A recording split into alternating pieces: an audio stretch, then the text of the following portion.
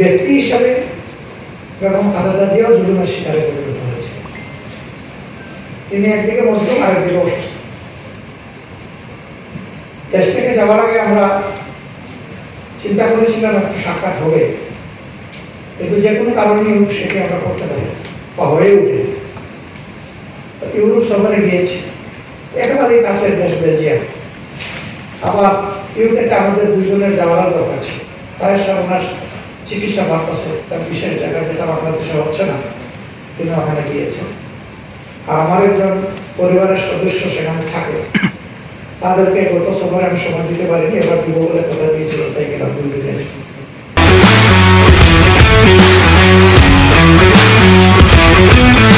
আমরা গিয়েছি প্রথমে নাকে যে কোনো কাজ শুরু করার আগে আলহামদুলিল্লাহ আমরা পেত যে তারা আমাদেরকে অতি ভালোবাসা এবং সম্মানের সাথে গ্রহণ করেছে। দুজন বাংলাদেশি মানুষ চা খেতে গেলে একজনের সাথে আরেকজনের কোনো পরিচয় নেই, শুরু করে দেয় আমাদের দেশের রাজনীতি।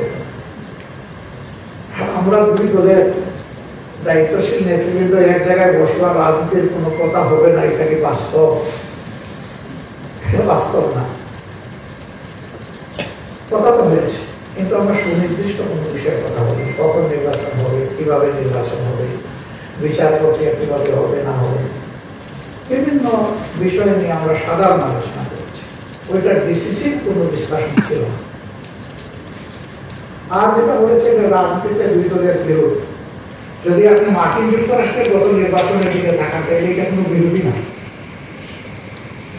সেখানে বাকযুদ্ধ তো হয়েছে আরো প্রচন্ড, কিন্তু ইলেকশন হয়ে যাওয়ার পরে হ্যান্ডশেক।